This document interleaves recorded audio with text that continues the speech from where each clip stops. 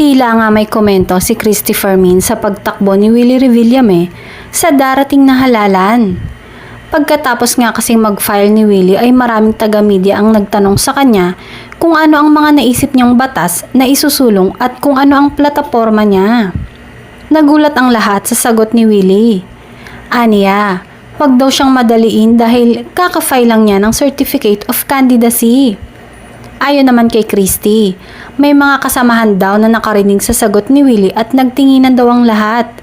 Dahil tila siya lang ang kakandidato na tila nanermon pa dahil minamadali siya sa plano niya. Naloka nga si Christy Fermin at mga kasama niyang host sa biglaang pag-file ni Willie ng COC nitong October 8 sa pagkasenador para sa darating na election 2025. Aniya pa nga ay hindi pa man gumugulong ang kampanya, marami na siyang kaaway. Ani pa ni Christy, si Willie ang kakandidato na mayabang at laging mainitin ang ulo.